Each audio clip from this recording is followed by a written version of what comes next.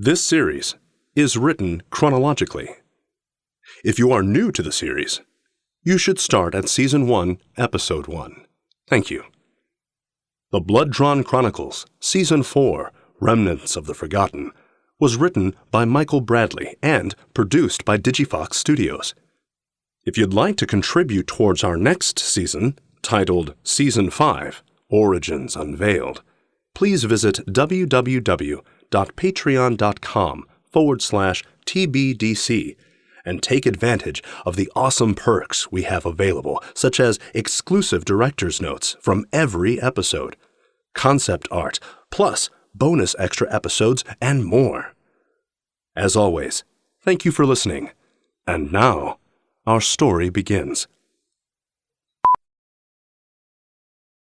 It was a Gallo who foolishly challenged me earlier this day in the midnight hour. His name is Raphael, the younger brother of Gianni Gallo. His existence was first made aware to me by his niece, Carina, during our 2 weeks together in a small, nameless town similar to this one. Raphael is described by his niece as the black sheep of the family. When describing her father, Carina would often speak as though he was the prime example of a churchly patron. And yet, her uncle, never mind being his identical twin, was the exact opposite. She described his moral code and ethics as too contrary to continue as a member of the family business. Raphael has made the notion that he knows me well enough to claim his defiance. Regretfully, like any Gallo, I was unaware of his scent, his heartbeats, or his footsteps for that matter. He could have had eyes on me as long as he claimed, up until now. No matter. If he truly knew what I was capable of, he wouldn't be stupid enough to challenge me. I believe he believes me to be nothing more than the next evolutionary phase of the vampire, but that is his ignorance at play. In 2 days, he will face the power that could topple a king's army in a single afternoon. He has put himself on quite the pedestal to believe himself worthy enough to be considered my adversary.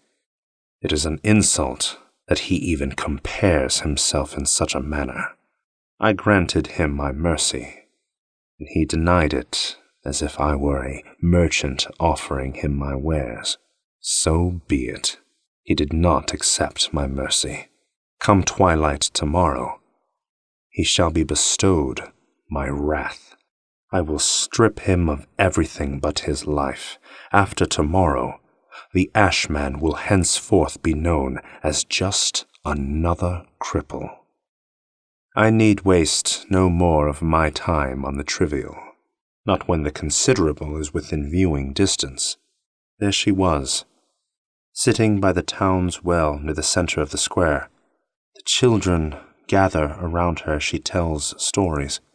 I stare from afar, plagued with the same question since the day that we met. Who are you, woman? In your dreams, you have recited the name of my world. You shook my foundation momentarily, but I know all the Gracelands, the territories ruled by the 5 Valpyr families. Your kind has never existed there.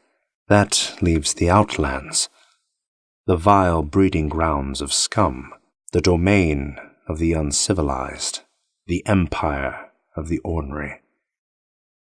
In the Outlands, the wretched spew their filth, hoping to inherit the earth. Are you amongst the filth that covers 3/4 of my world? Have the Outlanders begun to reform themselves as those who live in the Gracelands? What am I saying? Of course not. The Hellborn Valley is one of the landmarks that borders between the two, after all. I would know better than most if such a thing were fact. Who are you, woman? Why will you not speak to me? I must know why. I know nothing about you, yet you appear to know so much about me. What secrets do you hide? As I lose myself in thought, I halt myself and practice once more the teachings of Lord Metamoru.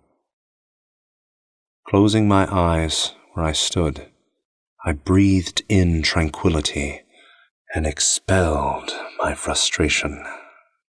Once composed, I hold from opening my eyes again.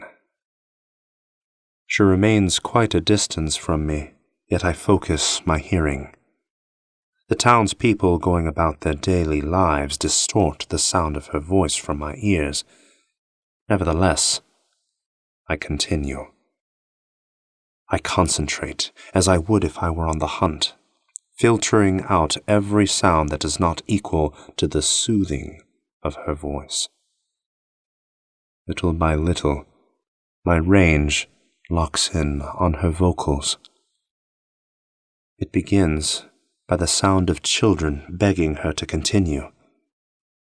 And then, finally, the serene sound of her voice saying, all right, children. I'll tell you another story." "Tell your story, that my ears may listen to the mystery of what you are, who you are, why you're here. Most importantly, tell where you're from," I say as I listen in with utmost concentration. As the children cheer, my impatience is taken over by the sound of her paradisical laughter. Lightly now it simmers as she begins again, saying, All right, now let's see here. How about the story of the lost princess? The children huddle closer, dozens of little ears as focused on what she is about to tell as I. From the eager nipper audience, one asks, Are there dragons in the story? Of course there are, little one. What about monsters? I want to hear a story with monsters. And monsters, too. And princesses? A good story has to have a princess. No, it doesn't. Yes, it does. The children begin to bicker between the boys and the girls on which topic they find more entertaining. Quickly, she calms both sides by saying, There's no need for rowdiness, children. This story has all of that and more. I hear the sounds of the children huddling closer as she begins her story. I give her all my attention as I prepare to analyze the story for context clues. She begins in the same manner Woodrow began telling the story of the Beauty and the Peddler. Once upon a time, in a kingdom far, far away, there lived a beautiful princess in a beautiful pearl palace. She was adored by everyone. Her mother and father, the king and queen, always made sure she and her younger sister always had their heart's desire. Every year on her name day, the people from all across the kingdoms would come to celebrate her special day. It was the happiest day that ever existed. Unicorns would dance on the azure fields. First clue taken. Azure matches the color of the fields in my world. But the unicorn, I do not recall. Yet the children do, as one loudly states. There was unicorns? As far as the eye could see. It was truly the most wonderful time of her life, and she looked forward to that magical day every year. This sounds like a girl's story. Yeah, where are the dragons? They're coming, I promise. You see, one day the princess was told by her father that on her next name day she was going to be married. Second clue taken. A daughter married on the appropriate name day is a custom well practiced in my world for those who only father daughters. It is a proud custom, yet young minds do not agree. As the children begin to verbally display their disgust at the idea, snickering at their reaction, She continues. Yes, children, and to make matters worse, her father was marrying her to the meanest, most cruel boy she had ever known growing up. He was a prince from the next kingdom who always teased the princess when they were alone. When no one was watching, he would often push her on the floor, pull her hair, and even make her cry. She pleaded with her father not to marry him, but the king wouldn't listen, and as her name day drew closer, she was left with no other option. She did what she thought was right. She ran away from home. She had never been outside her castle. Her father had often told her of the big, scary monsters that existed outside. What kind of monsters? The scariest type. Big, ugly, with the face of a bat and the body of a lion, and wings like a dragon. That doesn't sound so scary to me. Well, how about the fact that their teeth were so sharp they could bite through anything without effort? Their skin so strong you couldn't pierce it, and the bones were literally unbreakable. That's not scary. Oh no? What if I told you they breathed fire? Like dragons? Worse than dragons. That's amazing! That's the kind of monster I'd want to be. Sensing her disappointment towards the child's reaction, I open my eyes to see Alana's face as she looks back at mine. The third and most valuable clue in her story. The monster she gave in her description was the true form of the Valpyr. It was the very monster I feared I would become by the signs of my beating heart that was evident in Paris. Has she seen my kind in true form?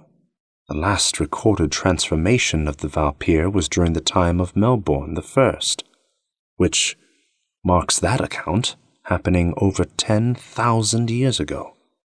As I begin to ponder the timeline for her existence, one of the children asks innocently, What happened to the princess, Alana? She looks at me, saying, She learned her lesson. Anyhow, children, it's getting late. Let's all hurry on back home now. What lesson was learned? What more do you hide? Are you the princess in the story, like I was the beauty in Woodrose? If so, what does this mean? And where would you belong in the history of my world? Thank you for listening. If you enjoyed this episode, please feel free to like, share, comment, and, most importantly, subscribe.